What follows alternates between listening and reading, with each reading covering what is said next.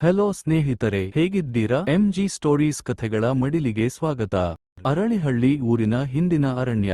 ಅರಳಿಹಳ್ಳಿ ಅನ್ನೋ ಒಂದು ಪುಟ್ಟ ಊರು. ಆ ಊರಿನ ಹಿಂದೆ ಒಂದು ದಟ್ಟ ಕಾಡು ಇದೆ. ರಾತ್ರಿ ಯಾರು ಅಲ್ಲಿಗೆ ಹೋಗೋದಿಲ್ಲ ಅಂತ ಊರಿನ ಹಿರಿಯರು ಹೇಳುತ್ತಾರೆ. ಆದರೆ ನಂಬುವವರು ಯಾರೂ ಇಲ್ಲ. ಒಂದು ದಿನ ರಾತ್ರಿಯ ಹೊತ್ತು ಗೆಳೆಯರಾದ ರವಿ ಮತ್ತು ಶಶಿ ಸಾಹಸ ಮಾಡಿ ಆ ಕಾಡಿಗೆ ಹೋದ್ರು. ಹಾಳಾದ ದಾರಿಯಲ್ಲಿ ಹಕ್ಕಿಗಳ ಶಬ್ದ, ಎಡೆಗೆ ಬಿದ್ದ ಹಳೆ ದೇವರ ಗುಡಿ, ಸುಟ್ಟು ಹೋಗಿರುವ ಮರಗಳು ಇವೆಲ್ಲ ನೋಡ್ತಾ ಹೋದ್ರು. ಕಡಲೆ ಬೆಳಗಿನ ದೀಪ ಹಿಡಿದು ಮುಂದೆ ಸಾಗಿದ ಶಶಿಗೆ ಯಾವುದೋ ಶಬ್ದ ಕೇಳಿಸಿತು.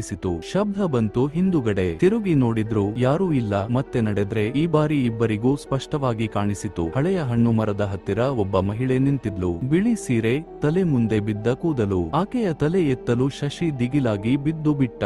ರವಿ ನಡುಗುತ್ತಾ ಶಶಿಯನ್ನು ಎತ್ತಿ ಓಡೋದಕ್ಕೆ ಹೋಗೋಷ್ಟರಲ್ಲಿ ಆ ಮಹಿಳೆಯ ನಗುವಿನ ಶಬ್ದ ಕಾಡನ್ನೆಲ್ಲ ತುಂಬಿಸಿತು. ಅದು ನಗು ಅಲ್ಲ, ಕರಾಳ ಕಿರುಚುವಿಕೆ. ಅವರು ಓಡುವಷ್ಟರಲ್ಲಿ ಆಕೆ ಮುಂದೆ ಬಂದು ಹಿಂಬಾಲಿಸಲು ಶುರು ಮಾಡಿದಳು. ಶಶಿ ಆಗಾಗ ನೋಡ್ತಾ ಆಕೆಯ ಮುಖ ನೋಡಿದ. ಕಣ್ಣಿಲ್ಲದ ಮುಖ, ಬಾಯಿ ಮಾತ್ರ ರಕ್ತದಿಂದ ತುಂಬಿದ ಹಾಗೆ. ಇಬ್ಬರು ಸಾವಿನ ಬಾಯಿಯಿಂದ ಹೊರಬಂದರು. ಒಬ್ಬರು ಬಿದ್ದರು, ಇನ್ನೊಬ್ಬ ಎತ್ತಿ ಓಡಿದ್ರು. ಎಷ್ಟು ದೂರ ಓಡಿದ್ರು ಎಂಬುದು ಗೊತ್ತಿಲ್ಲ. ಆದರೆ ಅದು ರಾತ್ರಿ ಅವರ ಬದುಕಿನಲ್ಲಿಯೇ ಅಂತ್ಯವಾಗುವ ರಾತ್ರಿ. ಅಂತೂ ಅವರು ಇಂದು ಜೀವಂತವೇ ಇದ್ದಾರೋ ಇಲ್ಲವೋ ಅನ್ನೋದು ಯಾರಿಗೂ ಗೊತ್ತಿಲ್ಲ. ಈ ವಿಡಿಯೋ ಇಷ್ಟ ಆದರೆ ಲೈಕ್ ಮಾಡಿ, ಸಬ್ಸ್ಕ್ರೈಬ್ ಮಾಡಿ, ಶೇರ್ ಮಾಡಿ.